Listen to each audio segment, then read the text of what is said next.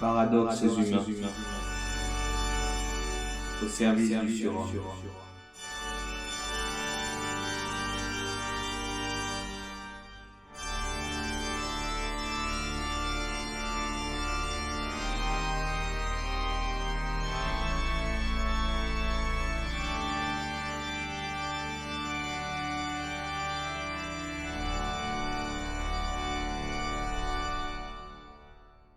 Entends-tu ces battements de tambour résonnant dans l'univers, ces chocs martelant les cœurs tels les pas d'une armée tout entière?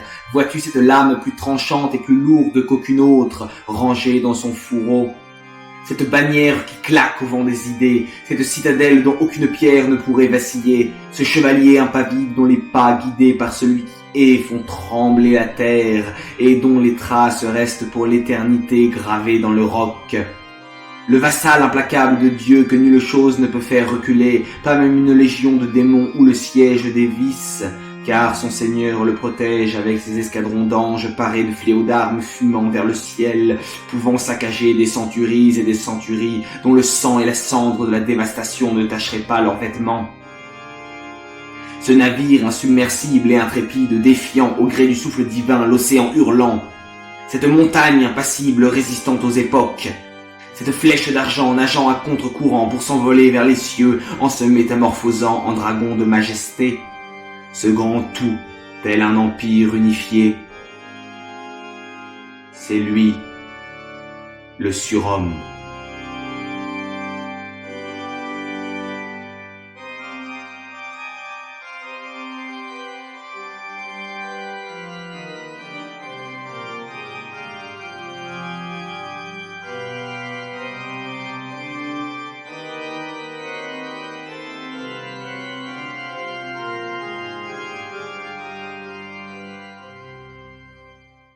Avant-propos. Fatalité et bonheur.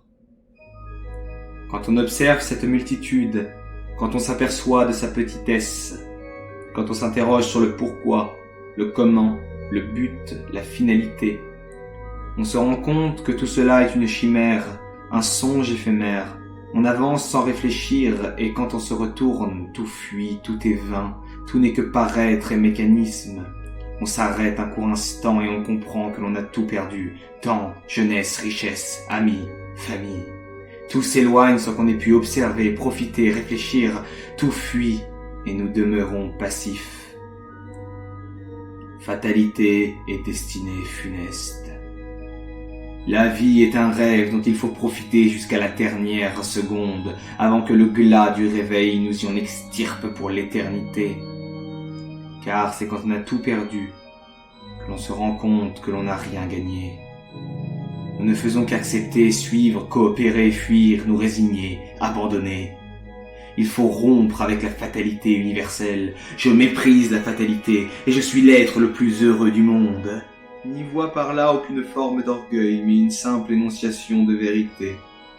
Seuls les humbles de cœur sont en mesure de comprendre une telle déclaration de foi. Car seuls les vaniteux sont scandalisés de la vanité ou ce qu'ils croient être de la vanité. Ne crois pas celui qui n'en est pas sûr, c'est un lâche. Toi, ne convoites-tu pas le bonheur? Si un autre, plus heureux que toi, se présentait à ta face, ne vivrais-tu pas dans une permanente envie? En effet, si un autre est plus heureux, tu ne l'es pas. Tu n'es pas le plus heureux, deviens-le. Si tu ne penses ne jamais avoir la prétention de le penser, ta vie n'a pas de sens.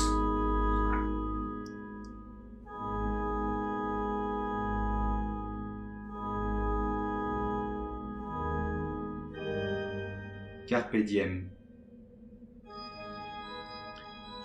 L'homme n'est jamais heureux. Où qu'il soit, il rêve d'être ailleurs. En portant les bûches glaciales, il attend l'été, et sous l'ombre des arbres en fleurs, il craint l'hiver. Étant enfant, il rêvait de grandir, et devant maintenant subir le poids de la vieillesse, il regrette sa jeunesse d'antan. Quelle tristesse! Tu n'es jamais conscient. Quand vis-tu réellement? Quand penses-tu réellement? Quand es-tu réellement? N'es-tu pas dans un monde de rêve? Tu ne le sais même pas. Tu avances sans te soucier de toi et de ce qui t'entoure, et une fois arrivé à la dernière porte, la bataille finale, tu expires sans savoir si tu existes réellement. Ne sois pas comme l'homme qui a la sottise de mourir malheureux, car le bonheur n'est que pure volonté. La monotonie est malheur à elle seule. Ce qui fait que chaque jour est différent d'un autre, c'est toi. Vis et revis l'instant présent chaque journée comme si c'était la dernière, car la végétation est contre-révolutionnaire, et il faut façonner et sans cesse refaçonner son esprit, afin que le jour banal devienne le plus beau de ta vie. Ainsi, chacun de ceux-ci deviendront un magnifique cadeau pour le Créateur. Essai et Videri. Esto, peu importe ce que pensent les gens, le respect humain est une insulte à la dignité humaine. Sois. En effet, dans ce monde, il existe plusieurs types de personnes. Pour commencer, il y a ceux qui ne sont ni ne paraissent. Ce sont des imbéciles doublés de paresseux. Puis, il y a ceux qui paraissent. Eux sont des fous. Ils trompent, se mentent à eux-mêmes et s'enferment dans un monde utopique. Ensuite, il y a ceux qui sont tout en paraissant.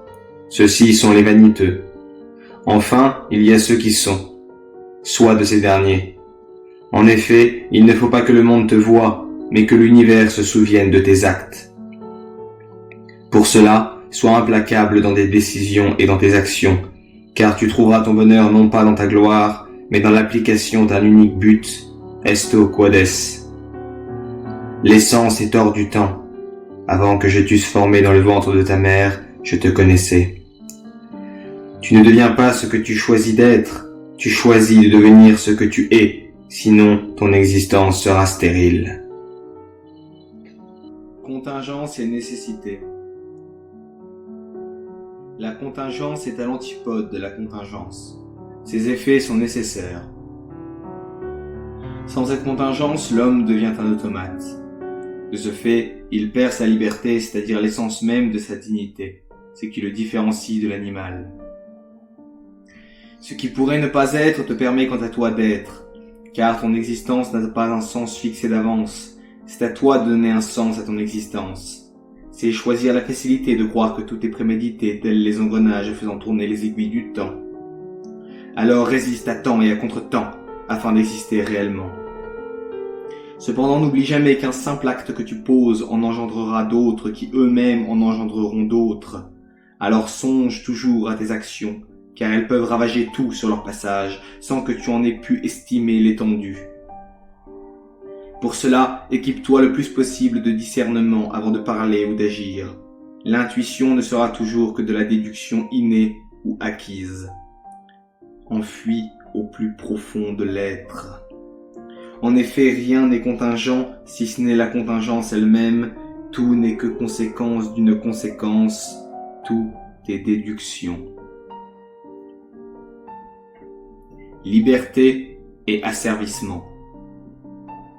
L'homme n'est qu'une marionnette tirée par les fils de sa recherche de pouvoir, de richesse et de gloire, et surtout de liberté. En réalité, l'homme n'est vraiment libre qu'en étant. En effet, celui qui convoite la liberté pour se prouver à lui-même qu'il est soi-disant libre, suit une route qui l'éloigne de son but premier. De ce fait, l'homme qui cherche cette situation ne la trouvera jamais. Pour la trouver, il faut l'oublier et s'oublier soi-même. C'est ainsi que l'on est vraiment libre. Celui qui croit trouver ce pouvoir en s'émancipant se méprend, car l'homme seul n'est rien. Parce que tout comme le fer affûte le fer, l'homme affûte l'homme. En réalité, c'est l'individualisme, fruit du libéralisme social, qui est dû à l'incompréhension puérile de l'existentialisme, qui est à l'origine de tous les maux sociaux. Celui qui croit que l'homme existe de par lui-même est un fou. Seul tu n'existes pas, tu n'es rien. Ce sont toutes tes racines, nations, familles, religions qui font de toi ce que tu es. Sans souche, l'arbre ne peut s'épanouir pleinement et librement. Et il est ainsi voué à mourir. Car les fruits que tu donneras naissent grâce aux racines qui puisent l'eau et les minéraux de la terre. Mais toi, pousse toujours en direction de la chaleur et rappelle-toi que tu n'es jamais seul, car sans soleil, l'arbre n'existe pas.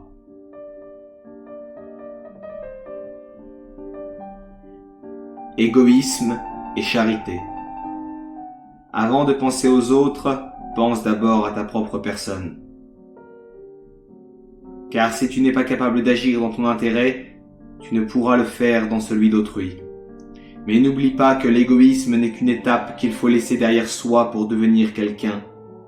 Car quand tu parleras toutes les langues des hommes, et même des anges, si tu n'as pas la charité, tu es comme l'airain qui résonne ou la cymbale retentissante. Cependant, n'oublie pas qu'aider quelqu'un peut devenir pour lui la pire chose à endurer. Donc arme-toi de la plus grande humilité et débarrasse-toi de toute nuance d'intérêt lorsque le moment sera venu pour toi d'être. De plus, songe toujours que les jugements de valeur sont le fruit d'un manque d'existence et d'un esprit d'idéologue. En effet, celui qui se permet une critique croit en un monde trop beau. Le fond de la charité, donc de l'existence, est de ce fait une harmonie entre fougue et sagesse. Volonté et désir.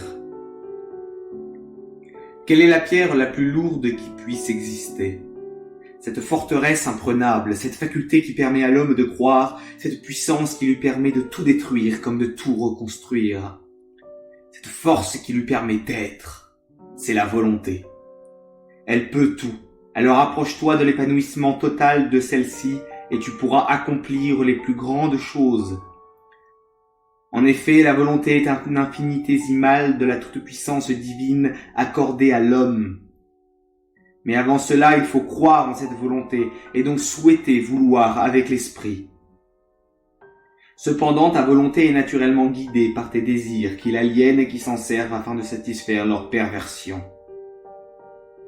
C'est pourquoi, une fois ta volonté entraînée par la raison, il faut vouloir brider cette faculté afin de laisser galoper celle de Dieu en toi.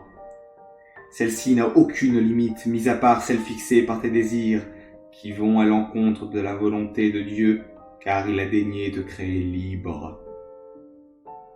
C'est la foi en la volonté divine, et de ce fait la soumission de celle des hommes, qui fit tomber les remparts de Jéricho. Alors, une fois ta volonté façonnée telle la lame du forgeron, tu pourras la jeter dans la fournaise du volcan divin, afin que tu te laisses manier par le glaive nouveau, infiniment plus tranchant. Là est la charité.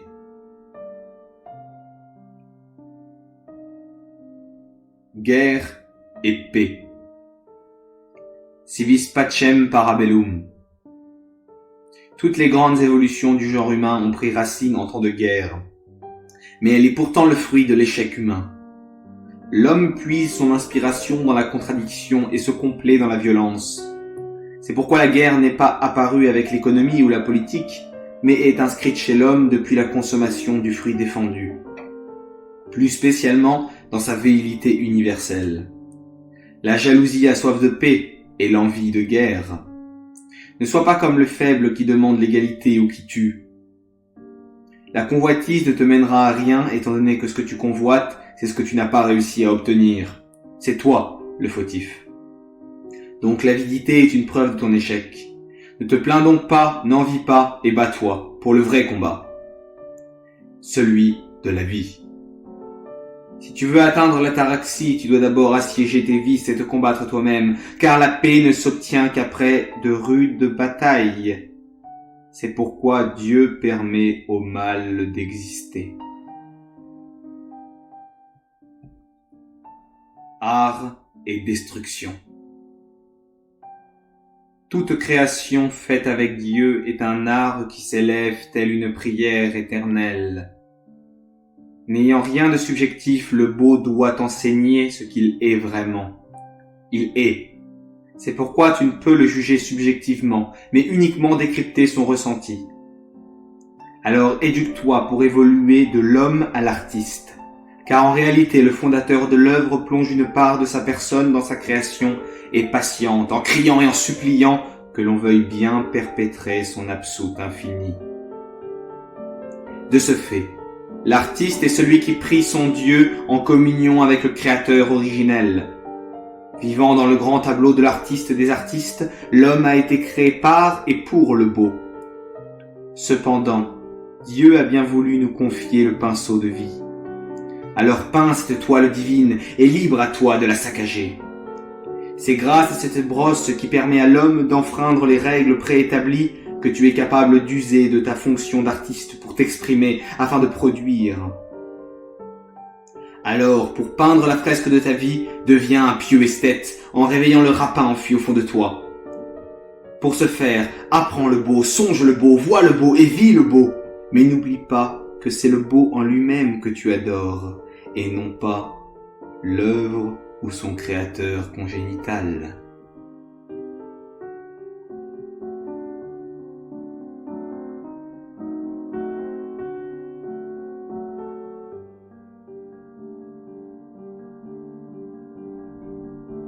Appendice. Paradoxe divin ou l'amour. Dieu est la pierre. Dieu, Père des hommes, amour infini, tout et capable de tout, pourrait-il créer une pierre aussi lourde qu'il ne puisse lui-même la porter? S'il ne parvient pas à l'élever, sa toute-puissance est ébranlée avec le rocher. Imaginons ensuite qu'il puisse le soulever. Le piège est refermé et Dieu est démasqué. En effet, il n'aura pas réussi à créer un roc assez lourd, donc Dieu n'est pas tout-puissant. En réalité, cette pierre, il l'a même créée, volontairement, par amour. Dieu a façonné l'homme de façon à ce qu'il soit libre. Et cette liberté ampute la toute-puissance divine. Il s'est rendu impuissant par amour pour l'homme, tout comme le Christ s'est rendu impuissant sur la croix pour le rachat de nos péchés. Alors aime toujours plus ton Créateur, en te relevant après chaque combat perdu. Car dans le cas inverse, tu arraches la chair morceau par morceau, en faisant jaillir ce sang parfait sur les rocs du sol. Tu déchires ses muscles qui se remplissent peu à peu de vermeil. Tu percutes ses mains dont les tendons lacérés se tordent.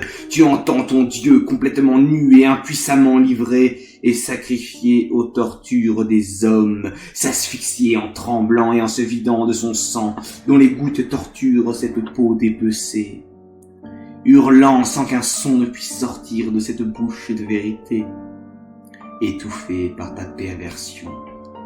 Le cœur arrêté, les veines usées et complètement vidées de toute substance, mais coulant tel un fleuve d'amour, quant à lui, inépuisable, extirpé par l'homme qui rafle le feu du ciel. Il assassine son créateur, vole son amour et sa toute-puissance, et devient Dieu à la suite de ce parricide. Mais Dieu se tait et laisse tomber ses larmes d'amour, comme une pluie éternelle afin de faire germer cette graine dont il s'est dépouillé, en attendant que tu daignes librement l'aimer. Mais garde à l'esprit que l'amour n'aime pas l'amour. Tu n'adores pas l'amour, mais Dieu, car sinon tu brûlerais pour toi et consumerais ainsi Dieu. L'amour est à l'opposé du narcissisme. Tu n'aimes pas Dieu pour l'amour qu'il a pour toi, tu n'aimes pas ton prochain pour l'amour qu'il a pour toi. Tu dois aimer ton prochain pour le Christ qui est en lui et ton ennemi, qui ne te livre aucun amour, pour la même raison et de la même façon. Vous avez appris qu'il a été dit, tu aimeras ton prochain et tu haïras ton ennemi. Eh bien moi je vous dis, aimez vos ennemis et priez pour ceux qui vous persécutent, afin d'être vraiment les fils du Père qui est dans les cieux. Alors, diligez et quod vis fac.